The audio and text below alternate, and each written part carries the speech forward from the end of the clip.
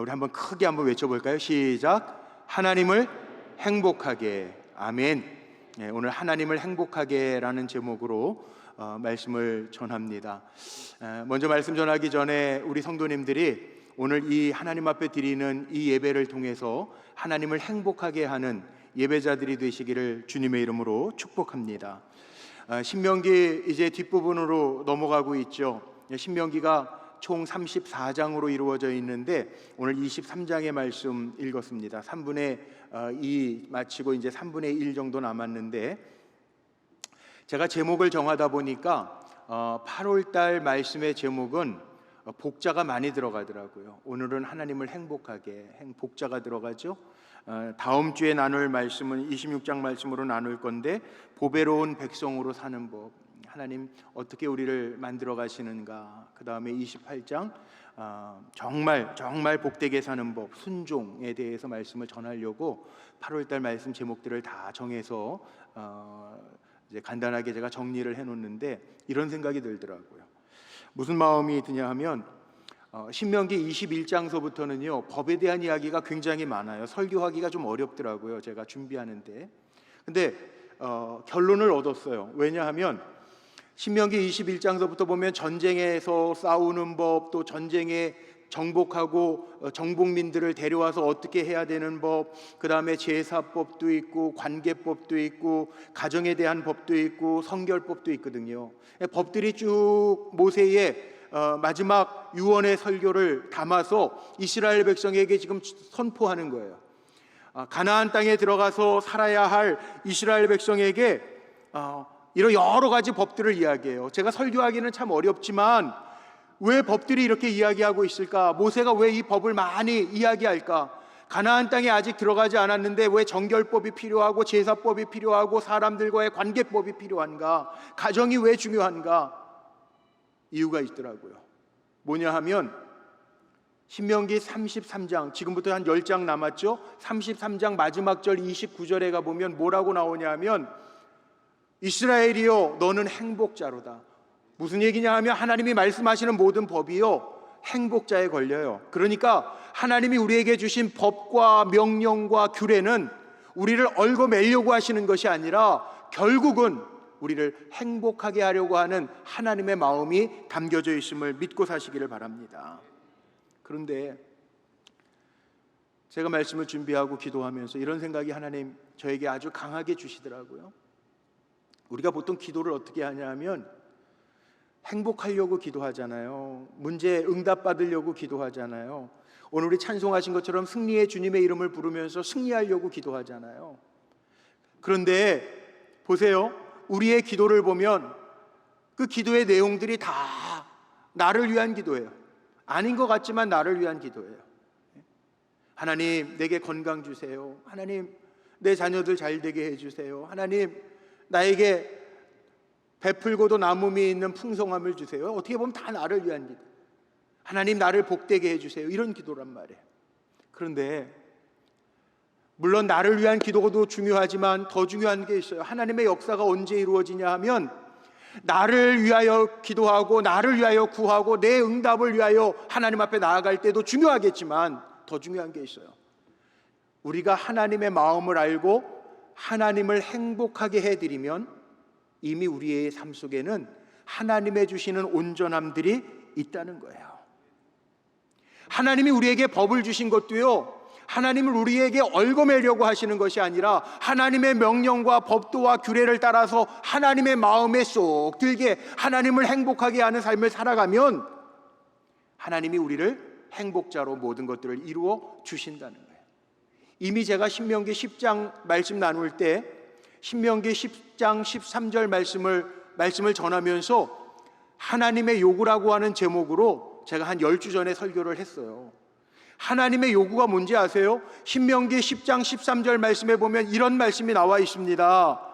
내가 오늘 내 행복을 위하여 내게 명하는 것이 아니냐. 오늘 내 행복을 위하여 내게 명하는 여호와의 명령과 규례, 그걸 지키라는 거예요. 하나님의 말씀과 법도와 규례를 지키면 우리의 행복과 연결되어져 있다라는 거예요. 구약 성경에 보면요, 이 행복이라고 하는 단어를 히브리어로 뭐라고 표현해 놨냐 하면 토부라고 하는 단어를 써요. 토부, 행복, 토부. 이 행복이라고 하는 토부라고 하는 단어 속에는 우리가 흔히 표현하는 좋다, 선하다, 아름답다, 기쁘다, 평안하다, 형통하다, 이런 뜻이 다 담겨져 있습니다. 제일 먼저 언제 나오냐 하면 창세기 1장에 보면 하나님이 세상을 창조하실 때 하나님이 보시기에 해와 달을 만들어 놓으시고 하나님 보시기에 좋았더라. 사람을 만들어 놓으시고 하나님이 보시기에 심히 좋았더라. 이 좋았더라라고 하는 단어가 토부입니다. 토부. 하나님이 만들어 놓으시고 좋았더라. 이게 토부예요. 그러니까 우리가 살아갈 때요, 하나님이 말씀하신 그 말씀과 명령과 법도를 따라서 잘 살아가면 토부, 하나님이 좋아하시는 거예요. 그러니까 하나님이 좋아하시면 우리는 당연히 복된 삶이 되는 거죠. 우리가 자녀로서 살아가면서도요, 부모님의 마음을 좋게 해드리면, 부모님이 능력이 없으면 모르지만 부모님이 행복하면 우리도 행복하잖아요. 마찬가지입니다. 하나님께서 이스라엘 백성을 가나안 땅, 새로운 땅에 들여보내시면서 왜 이렇게 신명기 21장서부터는 법에 대한 이야기가 많은지, 뭐 가정에 대한 법도 있고 이혼에 대한 법도 있고 재판에 대한 법도 있고 여러 관계, 사람들과의 관계 속에서 내가 이런 해를 받았으면 같은 법으로 갚아주는 법도 있고요. 이런 법들이 쭉 나와 있어요.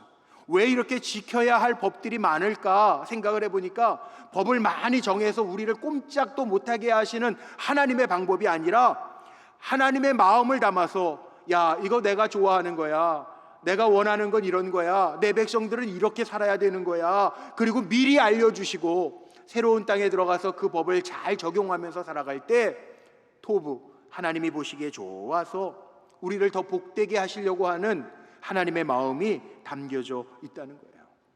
그러니 우리 한번 생각해 봅시다. 우리가 보통 행복한 거 그러면은 우리가 행복을 어디서 찾아야 되나요? 우리 믿음의 사람들은 행복을 어디서 찾아야 돼요? 어디서 찾아야 돼요? 돈 많은 걸로 찾아야 돼요? 세상 사람들도 다 원하는 건데, 건강이요? 건강한 것만 행복이라고. 요즘에 건강 중요하죠. 코로나 시대에 더 건강한 거 중요하구나. 건강 중요해요. 그런데 건강이 우리에게 최고의 행복의 가치는 아니에요. 이 땅에 있는 것이 최고의 행복의 가치로 두고 살면요, 건강 잃어버리면, 내가 최고의 행복의 가치로 건강을 두었던 사람은 건강 잃어버리면 불행한걸요. 돈에다가 최고의 가치를 두고 산 사람은 돈 잃어버리면 불행한걸요. 우리 믿음의 사람들은 우리의 가치를 두고 사는 우리 믿음의 사람들의 행복은요, 돈에 있는 것도 아니고 건강에 있는 것도 아니에요. 우리는요, 구원받은 하나님의 자녀로 살아가는 게 행복해야 돼요. 아멘이십니까? 내가 이 땅에서 살아가지만 내가 하나님의 자녀가 되어서 하나님 앞에 맡길 수 있는 게 행복이에요. 걱정하고 염려하지 마세요. 하나님 우리를 영원한 세계까지 다 준비해 놓으셨어요. 우리는 하나님의 자녀로 살아가기 때문에 이 구원받은 사실 하나만 가지고도 하나님 행복해요. 내가 하나님의 자녀 된 것만 가지고도 행복해요. 그러면서 살아갈 수 있어야 돼요. 사실 신명기를 읽어가면서 우리가 깨닫는 게 그거거든요. 하나님은 이미 우리를 향한 계획이 다 있어요. 가나안 땅, 우리 각자 삶에 이 땅에 살아가는 동안에는 우리의 사후 세계에는 하나님 우리 예비하신 천국도 있지만, 이 땅에 살아가는 동안에는 각자 나름대로 들어가야 될 가나안 땅들이 있을 거예요. 그런데 하나님이 계획하고 계시단 말이에요. 언제? 우리가 하나님의 말씀과 법도와 규례를 따라가면서 하나님을 행복하게 하면서 살아갈 때, 하나님은요, 우리를 얼마나 사랑하시는데요. 죽기까지 우리를 사랑하신다고 했는데 그 하나님이 우리를 내버려 두시겠냔 말이에요. 그러니까 우리의 행복의 가치는, 야, 내가 하나님의 자녀 됐어, 내가 걱정 안 해도 돼, 하나님이 이미 다 이겨놓으셨어. 우리 승리의 주님 찬양했잖아. 주님이 다 하시는데 주님 앞에 맡겨놓고 살면 되는데 왜 걱정해요? 왜 염려해요? 맡겨놓으시라니까요. 우리 전도 폭발할 때, 복음 제시할 때, 믿음 얘기할 때 그러잖아요. 우리는 보통 재정 문제만 하나님 앞에 맡겨요. 재정 문제만 맡고 그것만 맡아주신 하나님 아니에요. 건강만 하나님 앞에 맡겨요. 병들면 하나님 맡겨주세요. 아니에요. 우리 인생을 다 맡기면 돼요. 다 맡기면. 제가 지난번에 며칠 전에 새벽 설교 원고 준비하다가 욥기를 요즘에 읽고 있는데 말씀 묵상하다 갑자기 그런 생각이 나더라고요. 욥은 다 하나님 앞에 맡기고 주신 자도 하나님, 거두시는 자도 하나님, 그 믿음으로 나가는데 나에겐 그 믿음이 있는가? 난 다 맡겼는가? 우리 다 맡기고 삽니까? 우리 성도님들 다 맡기셨어요? 네? 요즘에는 집집마다 다 샤워 시설이 잘 돼 있고 욕실이 잘 돼 있으니까 우리 목욕탕 잘 안 가잖아요. 근데 어렸을 때 주말이면 토요일 오후가 되면 저희는 대가족이 같이 살았거든요. 할아버지, 아버지, 뭐 형들 다 있으니까 목욕탕 가요. 목욕탕. 우리 저기 제가 살던 저 152번 버스 종점 있는 데 가면 오복탕이라고 있어요. 오복탕. 그리고 오복탕 가면요, 지금도 아마 목욕탕들 다 그렇죠. 이렇게 옷장 열면은 귀중품은 주인에게 맡기십시오. 맡기지 않은 물건은, 귀중품은 책임지지 않습니다. 주인 백. 기억나십니까? 맡기지 않는 물건은 책임지지 않는데, 근데 제가 그 설교 준비하는데, 새벽 설교 준비하는데 그 생각이 팍 나는 거예요. 그렇지, 욥처럼 맡겨야지. 하나님도 마찬가지. 우리 다 하나님의 자녀니까 하나님 앞에 맡기고 살면 하나님 다 책임져 주시는데, 맡기지 않은 걸 하나님도 책임지지 않는다고요. 우리 하나님의 자녀니까 다 맡기고 살면 돼요. 목숨까지도 맡기고 살고 다 맡기고 살면 돼요. 그게 하나님의 행복이고 우리의 행복이에요. 염려하지 마세요. 다 맡기고 사는 거예요. 거기에 또 하나의 규례가 있어요. 왜 법을 이렇게 많이 주셨는데 이게 무슨 법인가 보니까 이게 다 법이 하나님 사랑과 이웃 사랑이에요. 그러니까 우리는요, 우리의 행복은 어디에 있냐면 하나님을 사랑하고 이웃을 존중하고 사랑할 때 우리에게 행복이 있다는 거예요. 예수님이 말씀하셨죠. 사도행전 20장 35절에 가보면 이런 말씀이 있어요. 받는 자가 행복할까요? 주는 자가 행복할까요? 아시네요? 주는 자가 행복합니다. 받는 기쁨도 있지만 주는 기쁨이 훨씬 더 큽니다. 그래서 성경에 예수님은 주는 것이 받는 자보다 복되도다 라고 말씀하세요. 요한복음 13장에 보면 예수님이 제자들과 함께 십자가 고난을 받기 직전에 유월절 만찬을 행하시죠. 저녁 식탁에서 식사하시다가 수건을 허리에다가 두르시고 제자들 앞에서 허리를 숙여서 제자들의 발을 다 닦여주십니다. 원래 유대인들의 관습을 보면 그 집안에 손님이 오시면 그 집에 있는 가장 밑에 있는 종, 가장 낮은 종이 그 오신 손님의 발을 깨끗하게 씻겨드리는 게 이것이 예의이고 법도였어요. 그런데 예수님께서 제자들의 발을 씻겨주세요. 이건 감히 있을 수도 없는 일이에요. 그런데 요한복음 13장 12절 이하의 말씀에 보니까 예수님께서 뭐라고 말씀하시냐면 제자들의 발을 씻겨주시면서 너희가 나를 주라고 이야기하고 너희가 나를 선생이라고 부르는데 주와 선생된 내가 너희의 발을 씻겨준 것처럼 너희도 이와 같이 서로의 발을 씻겨주며 섬겨주는 삶을 사는 것이 옳으니라. 예수님 이렇게 말씀하세요. 그리고 17절에는 거기에 덧붙여서 뭐라고 말씀하셨냐면 너희가 이것을 알고 행하면 복이 있으리라. 이게 하나님의 마음이에요. 어려운 때인데 나만 잘 먹고 잘 산다라고 하는 것 아니고요, 서로 하나님을 사랑하고 이웃을 존중해주고 사랑하면서 잘 섬겨주면서 사는 것, 이것을 알고 행하면 복이 있다라고 이야기하십니다. 자, 우리는 누군가에게 섬김을 받을 때, 누구에게 인정받고 존경받고 대접받고 섬김을 받을 때 행복할 거라고 생각해요. 그런데 진정한 행복은 어디에 있냐 하면 섬겨줄 때 있다는 거예요. 잘 베풀 때 있다는 거예요. 헨리 나우엔이라고 하는 아주 유명한 영성신학자, 이름은 한 번씩 다 들어보셨을 거예요. 왜냐하면 이 헨리 나우엔이라고 하는 분이 영성신학자인데 우리나라에도 책을 워낙 많이 소개되어 있어요. 제일 유명한 책이 그거죠. 상처 입은 치유자, 아니면 예수님의 이름으로, 또 두려움에서 사랑으로. 저도 이분의 책을 몇 권을 가지고 있어요.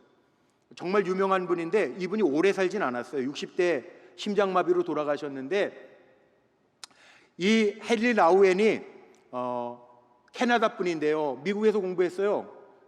예일 대학을 나오고 하버드 대학을 나오고 그 교수로 있었단 말이에요. 예일대, 하버드대는 전 세계에서 제일 유명한 대학이잖아요.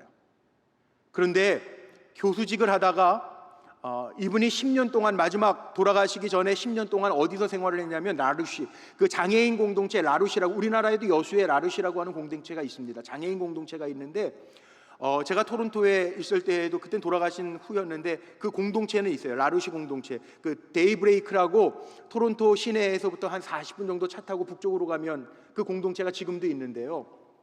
이 헨리 나우엔이 교수직을, 그 하버드 대학교 교수직을 내려놓고 고향에 와가지고요, 그 장애아 공동체에 들어가서 아담이라고 하는 아이를 아주 집중 마크하면서 섬깁니다. 사실은 이 유명한 영성 신학자라고 책도 많이 내고 했기 때문에 학생들이 선생님 다시 교단으로 돌아오셔서 강의해달라고 그렇게 이야기했는데, 그 헨리 나우엔이 기자들과 만나가지고 인터뷰하는 자리에서 이렇게 고백을 합니다. 내가 대학 교수로서 존경과 명성을 얻을 때에는 영적인 고갈이 있었는데, 그런데 장애아 아담을 돌보고 섬기면서 정말 참된 신앙의 행복을 알게 되었다. 그렇게 고백해요. 보면 참된 행복이라고 하는 것은 이 헨리 나우엔의 고백처럼요, 물론 존경받고 가르치고 그런 자리에서도 누릴 수는 있겠죠. 근데 그때 누렸던 행복보다 작은 자 하나를 섬기는 자리, 바로 그 자리에서 참된 기쁨과 행복을 얻을 수 있었다는 거예요. 진정한 행복은 어디에 있냐면 우리의 삶의 상황에 있는 게 아니고요, 하나님이 일하시고 계시는 자리에서 내가 섬길 때 있다는 거예요. 이게 진정한 행복이에요. 하나님이 일하고 계시는 자리, 거기에서 내가 함께 일하고 있다라고 하는 게 느껴질 때 행복할 수 있다는 거예요. 이거는 제 원고에 없는 얘기인데요, 어제 제가 신방을 하나 했어요. 여기 오늘 계시네요. 우리 집사님이 계신데, 그동안 암투병을 하시면서 항암 치료를 계속 잘 받고 항암 치료가 끝났어요.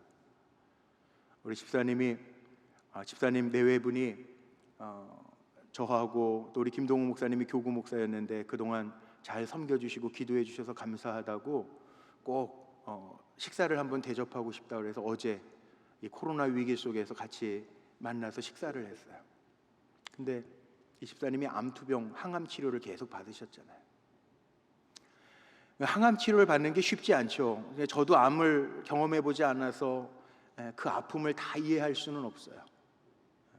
근데 이 집사님은 항암 치료 받으면서 병원에 입원해서 6인실 병실에 입원해서 항암 치료를 1, 2, 3, 4, 5, 6차, 그것도 6차까지 받고 이거를 몇 번 받느냐, 뭐 24번 받아야 되느냐, 뭐 6번씩 받아서 36번 받아야 되느냐, 이게 장기간 투병해야 되는 어려운 생활인데, 우리 집사님이 잘 항암 치료를 그동안 받으시고 잘 견뎌내시고 기도해 주셔서 우리 교인들 성도님들에게도 감사하고 목사님에게도 감사하다고 식사 자리에 초청해 주셔서 갔는데, 밥을 먹으면서 간증을 듣는데 눈물로 간증을 하시는데 밥 먹다 같이 울었잖아요. 제가 이런 간증을 하시는 거예요. 이 자리에 계셔서 죄송해요. 제가 어제 그래서 양해를 구해서 제가 설교 준비 다 해놨는데 잠깐만 얘기할게요. 그리고 금요 철야 때 집사님 한번 간증해 주세요 그랬는데, 우리 집사님이 그런 간증을 하시는 거예요. 6명 같은 병명으로 같은 암으로 항암 치료 받는 동안에 입원해서 있으니까 다 마음이 같을 거 아니에요.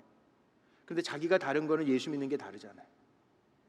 그 하나님이 마음을 주시는 거예요. 나도 지금 암으로 치료받고 있는 중인데 내 처지도 별 볼 일 없는데 그 옆에 다른 병상에 다른 베드에 누워있는 환자들, 그에게 주님을 전하라고 하는 감동을 주니까는 이게 안전할 수가 없잖아요. 내 처지는 하나님, 나도 같이 지금 치료받는 중인데요. 그런데도 자꾸 마음에 감동을 주시니까, 꿈으로도 꾸게 하시니까, 잠깐 잠들어도 그를 위한 꿈을 꾸게, 옆에 앉아있는 사람 꿈꾸게 하시는데, 그래서 저는, 근데 놀라운 거는 하나님의 말씀에 순종해서 전하니까 그분이 고마워하고 주님을 영접하더라는, 이 놀라운 은혜 아니에요? 야, 제가 그랬어요. 집사님, 그게 행복이네. 자기는 기도할 때, 우리 집사님 여기 계세요. 집사님이 기도할 때 항암 치료 받기 전에, 수술하기 전에 하나님 이렇게 해서 이렇게 해주세요. 그러면 하나님 꼭 반대로 역사하시더래. 너무 속상했대요. 그런데 이제는 알겠대요. 하나님 왜 나에게 아픔을 주셔서 했는지. 그거예요. 우리는 내가 낫게 해주세요, 내가 행복하게 해주세요 기도하는 게 잘못됐다는 건 아니에요. 그런데 하나님을 행복하게 하고 하나님의 말씀에 순종하니까 하나님의 또 다른 역사가 보여지더라는 거예요. 아멘이십니까? 저는 이런 역사가 우리 교회에 가득 나타나기를 축복합니다. 사실 그래요. 사실 우리가 그렇잖아요. 우리 구원받은 하나님의 자녀이기 때문에 우리 도우시는 하나님, 오늘도 나에게 힘 주시는 하나님, 또 하나님의 사랑을 힘입고 살아가는 게 느껴지면 되잖아요.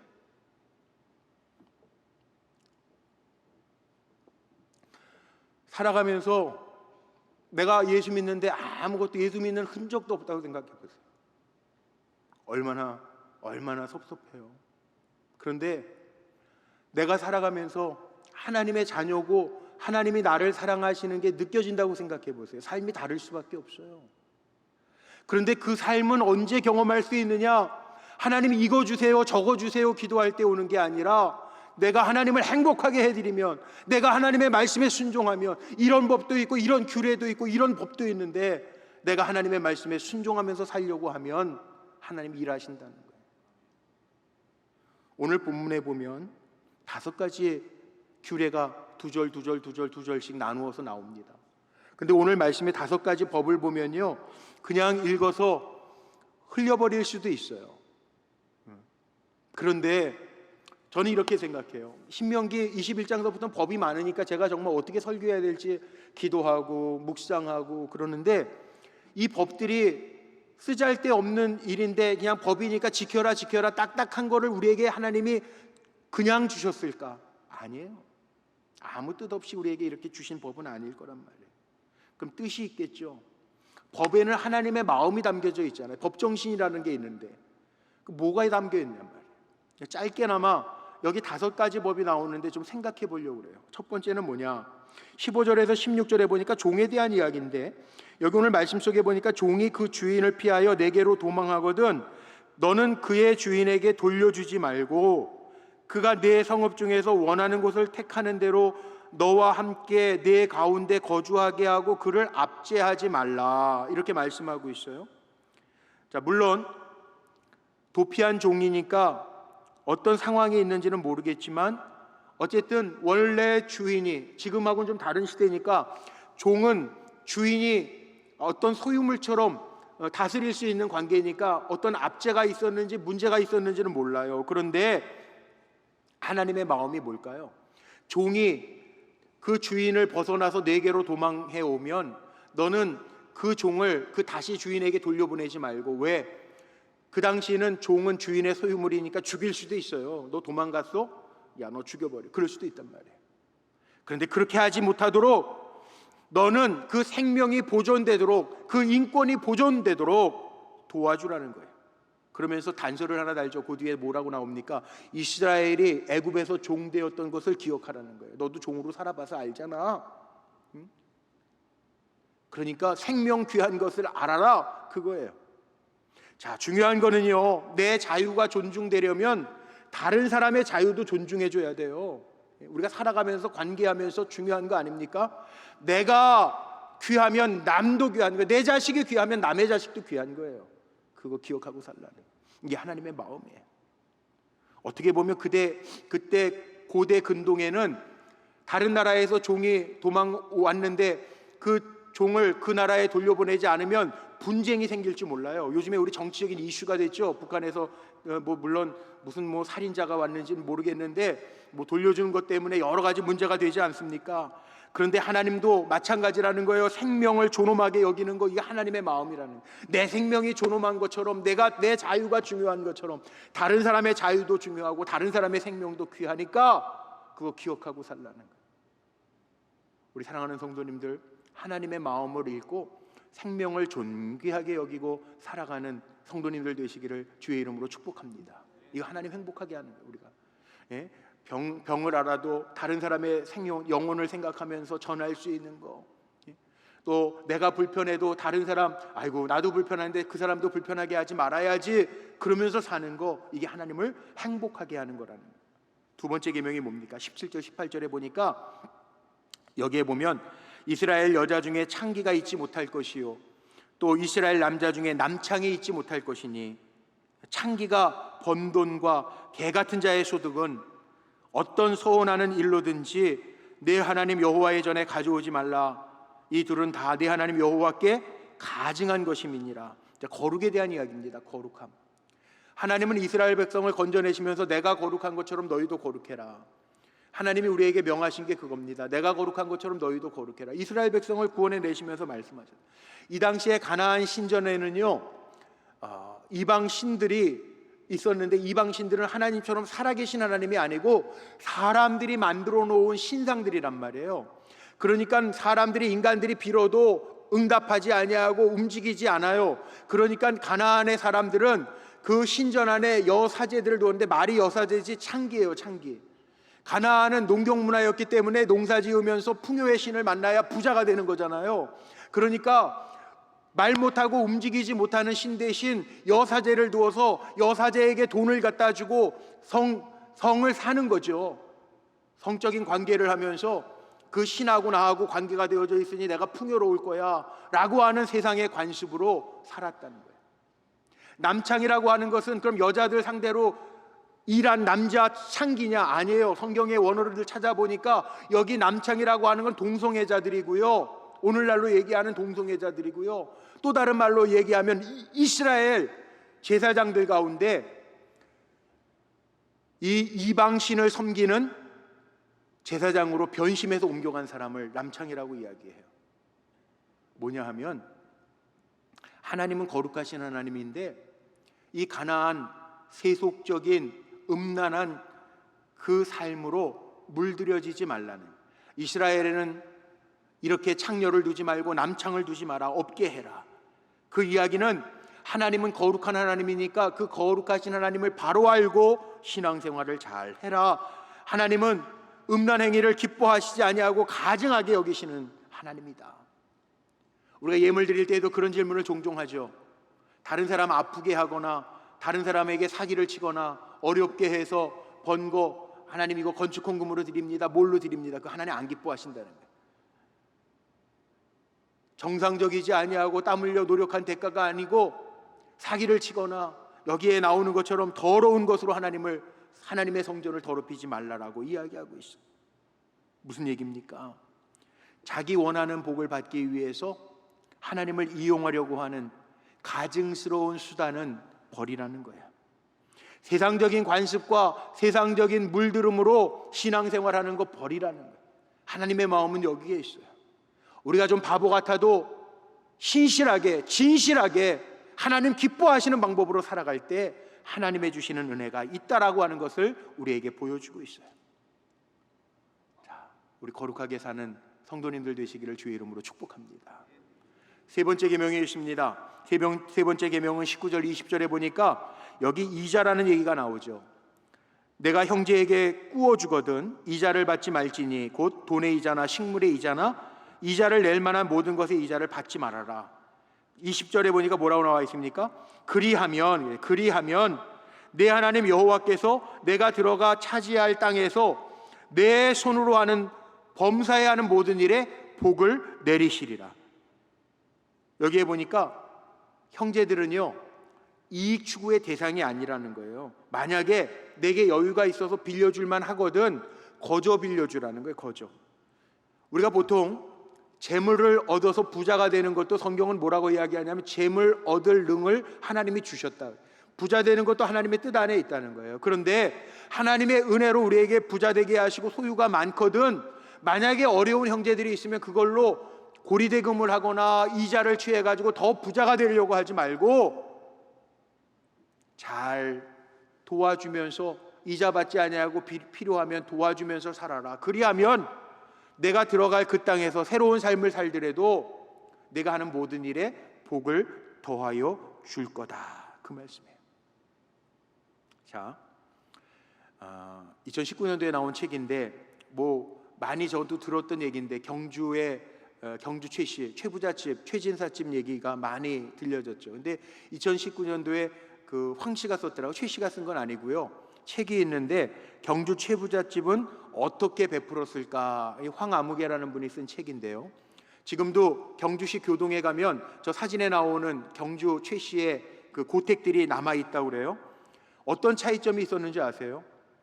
경주 최부자에는 그 가문에 흐르는 여섯 개 교훈이 있었는데, 가훈이 있었는데, 그 가훈이 뭐냐? 과거를 보되 진사 이상은 하지 마라. 너무 권력에 욕심 갖지 말라는 거죠. 재산은 만석 이상 모으지 마라. 흉년에는 재산을 늘리지 마라. 과부나 나그네를 후하게 대접해라. 사방백리 안에 굶어 죽는 사람이 없게 해라. 며느리들은 시집 온 다음에 다 갖게 하지 말고 시집 온 후 3년간은 무명옷을 입게 해라. 사치하지 말게 하라라는 얘기죠. 더 이상 욕심 부리지 말고 감사하면서 나누면서 살아라 라고 하는 가훈, 육훈이라고 하는 게 있었다.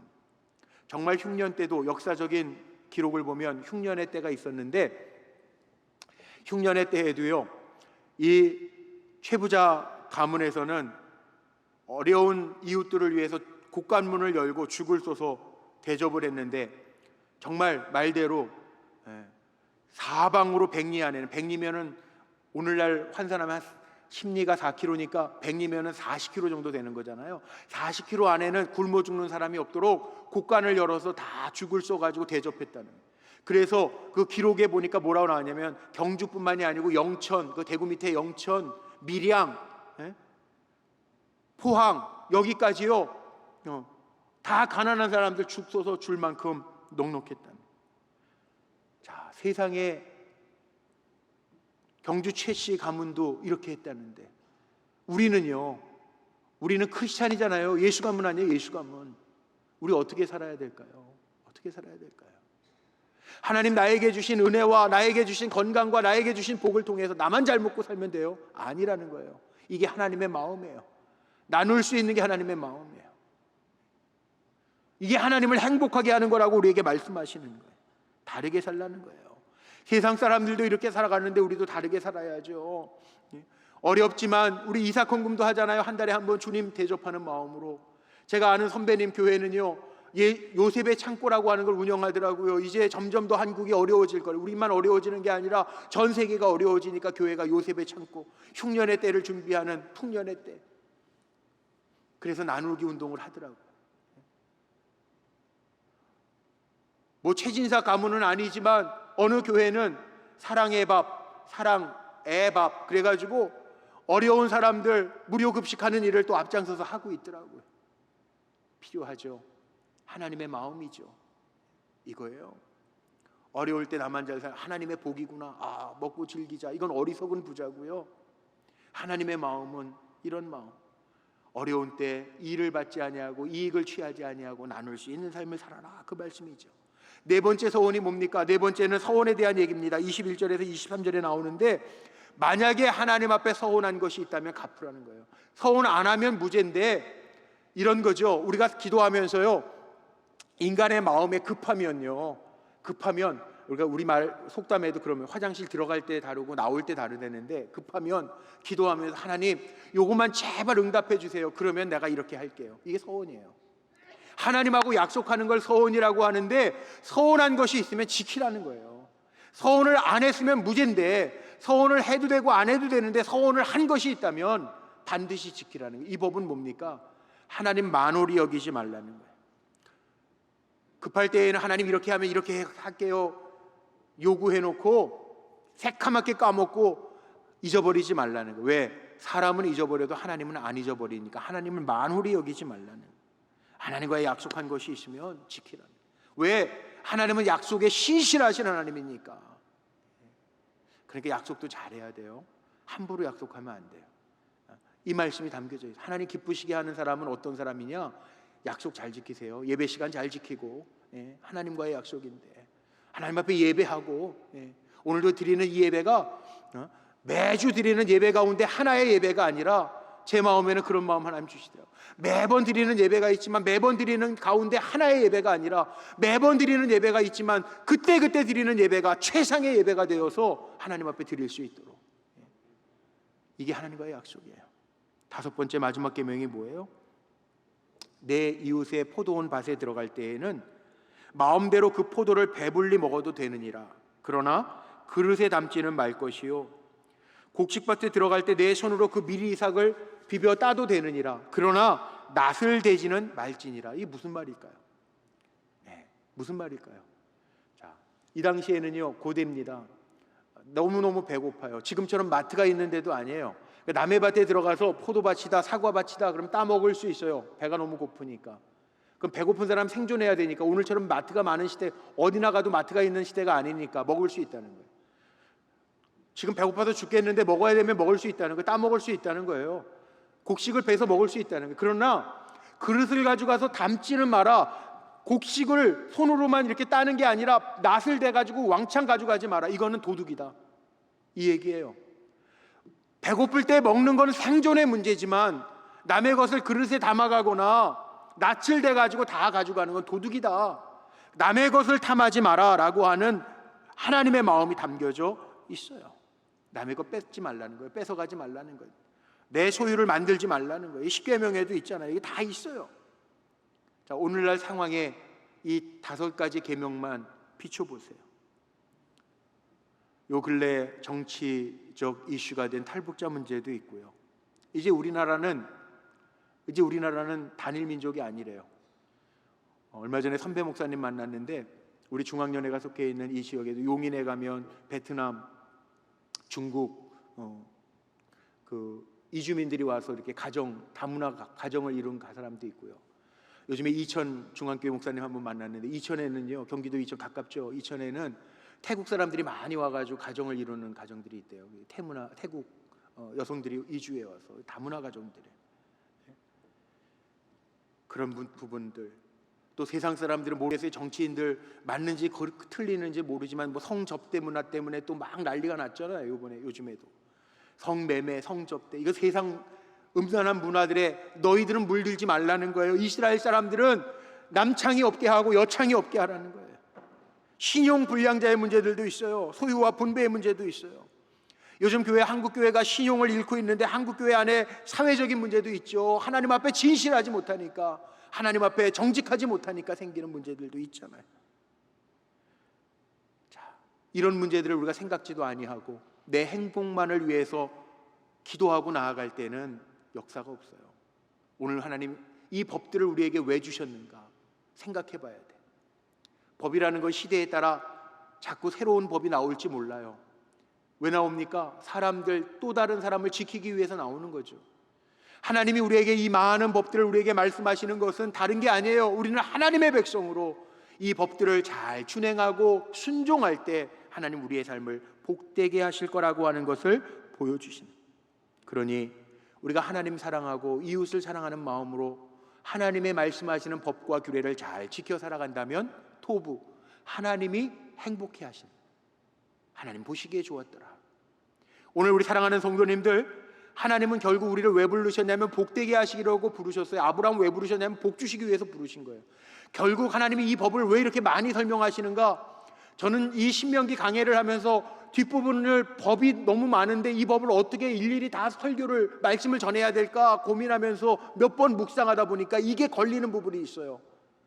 34장 모세의 죽음 전에 33장 29절 마지막 절에 보니까 이스라엘이여 너는 행복자로다. 여기에 다 걸려요. 하나님의 말씀과 법도와 규례를 따르는 사람은 너는 행복자로다. 행복은 다른 데서 오는 게 아니에요. 우리가 하나님의 자녀답게 하나님의 말씀을 따라 살아갈 때 우리는 행복자가 될 줄로 믿습니다. 오늘 말씀 결론 내리고 마칠게요. 하나님이 우리를 부르신 이유는 복되게 하시기 위하여. 아멘이시죠? 하나님이 왜 우리 하나님 자녀로 삼으시고 오늘 주일날 쉬면 좋겠는데 왜 교회로 부르시고 온라인 앞에 앉아서 하나님 앞에 예배드리게 하시는가? 하나님 우리 복되게 살게 하시려고, 하나님의 말씀을 듣고 하나님의 말씀에 준행하면서 복되게 살게 하시려고 우리를 부르셨어요. 그러니까 우리는 하나님이 만들어 놓으신 이 행복의 법칙들을 살아갈 때 하나님 우리 복되게 하실 줄로 믿습니다. 하나님을 행복하게, 또 여러분과 저는 하나님의 이 말씀의 법칙을 따라 이 말씀 안에서 행복한 삶을 살아가는 하나님의 자녀들로 늘 승리하시기를 주님의 이름으로 축원합니다. 기도하시겠습니다.